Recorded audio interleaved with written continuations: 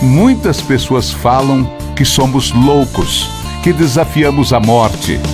Irmãos, namoradas, mulher, amigos, sempre nos pedem para não correr. Sempre nos dizem para tomar cuidado e vai com Deus. E eu sempre digo, amém. Nunca iremos querer que algo nos aconteça. Nunca iremos querer deixar de fazer algo que amamos. Porque ninguém gosta de ficar longe de sua paixão. Para uma pessoa que não é apaixonada pelo mundo duas rodas, sempre vai se perguntar: o que passa na cabeça dessas pessoas? Por que se arriscar tanto? Para ser sincero, nem nós sabemos.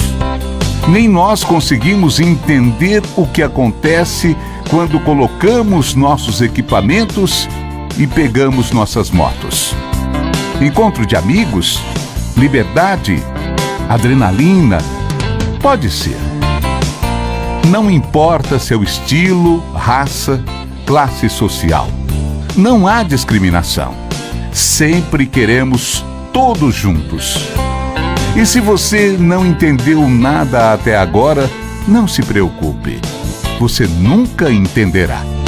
Mas se você estiver na segurança de seu carro, na estrada, com sua família, e um de nós passar, você verá seu filho sentado no banco de trás, acenando e cumprimentando, empolgado. Não tente entender o seu filho também. Seu filho, com toda a inocência, vê em nós a centelha de algo que nunca reparou. O motociclista acenará também. Não há nada de errado. E você sabe por quê? É que anjos da terra se cumprimentam.